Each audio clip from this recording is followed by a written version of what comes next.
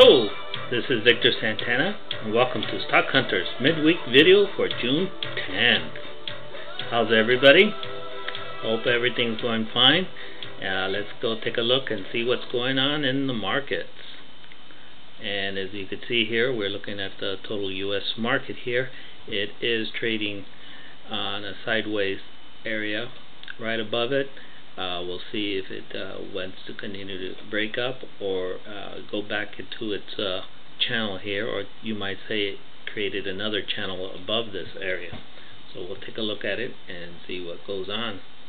And then we're looking as far as the stochastics on the weekly reading here. They have crossed up over, and we've been above in this area the last 4 weeks. So things could be running out of juice or getting tired, so we'll have to just wait and see. And going down to the daily on a 30-minute chart, you could see that the lows are getting higher on the world market here, except for this last one over here, which is pretty much break even. And as far as the MAC, if you look at it here, they're pretty much flat, so it's determining what it wants to do, and the stochastics as well. So just keep an eye on it. As terms of the Dow now, we are still within this upper end of the channel here, so keep an eye. While the crossing of the stochastics on the weekly, which we've been up on the last 3 weeks, is right up here, getting ready to break even in this area. So it's just things to be careful about.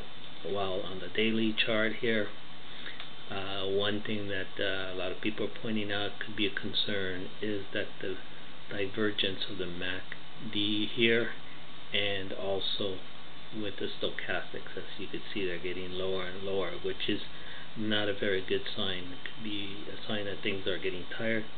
And the 50 and the 100-day are now getting ready to cross, which may be creating a resistance for prices for breaking above it. So something to keep an eye on. In terms of the the NASDAQ, it is still up on this upper end of the channel, and things are still looking good. In the weekly chart, in terms with the stochastics, we've been up in this area for now 5 weeks, and we're still slightly lower in this term. And on the daily here, you could see the MAC, it has created a higher up in this area, which is usually good, and stochastics the same way here. So the NASDAQ is still showing some strength, while the S&P is still pretty much floating up on this area here with this channel, and they're all on that same old channel. And we're also on the plus side as far as the crossover in this area for the last 4 weeks. We're seeing if it could even go up even higher on this area, but we'll have to wait and see.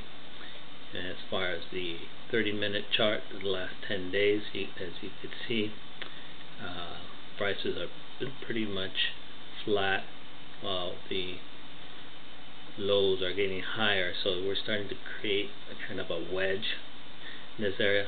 Meanwhile, the MAC is coming on a downward trend here. Same with stochastics, not as quite as high from here to here, the highs. So we're showing some signs of getting tired. But if you're in the camp where you think it's going to break above, this is a good opportunity to get in around in this area. However, keep in mind that it is fighting the 50-day and the 100-day moving average in this area. And as far as the small caps here, we're also up this trend line up in here. with the stochastics weekly, last 4 weeks, crossed over, and going down to the daily here, we did get a lower low and lower high, and MAC is showing a downward area here, so signs of deterioration, while at the global side of things, still showing pretty good strong trend on the upside on this channel, right in between. So we'll have to see where that's going to lead us. And as you can see here, the lines are pretty much intertwined last 3 weeks, so it's pretty neutral as far as what it's going to do. And going down to the daily, though, things are pretty neutralized because you got these ups and down, the lows, while on the MAC it is showing a positive bias here, and the stochastics are pretty much even in this area, so it's pretty neutral. It's hard to say. So while all these trends are at the high peak of things, and probabilities of it going down or pulling back the next few weeks or days, I keep an eye on the next trend. The next trend could be the dollar. One thing is the RSI. It's just coming out of the oversold area. The stochastics has crossed, and the MACD is under the 0 line, and potentially be crossing soon. So those are good signals. Also, the green line here, which usually indicate when the trend is starting to reverse. Once prices break above it and everything turns positive, then this is usually a good sign of the trend, early sign of a trend. So if you look at the daily chart here, you could see that the prices are inching up. We have just crossed over on the MAC, and on the stochastics, though they seem to be a little oversold at this moment in this area. I would wait for a pullback if you are in the camp that they will head up. Just wait till it will roll over, something similar to this, but in this area, or once they roll over down above it, under the 20 area. Okay, something to just keep an eye. And meanwhile, the gold, the same story. Keep an eye on the gold. I'm getting ready to unload my position and jump into the other side to short the gold. It's just coming on the RSI, just dinked the oversold. However, these have not crossed yet, so we'll have to wait and see.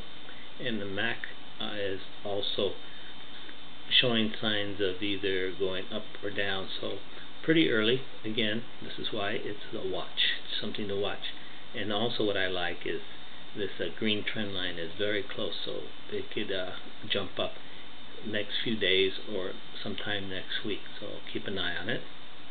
And again, going down to the 30-minute, you could see prices are inching up. The MAC is showing a neutral, either up or down at the moment, and the stochastics are headed downward slightly, but once they start rolling over, and keep an eye on all the charts, we'll see if we can get in soon. So that's pretty much for now. So may the trend be our friend.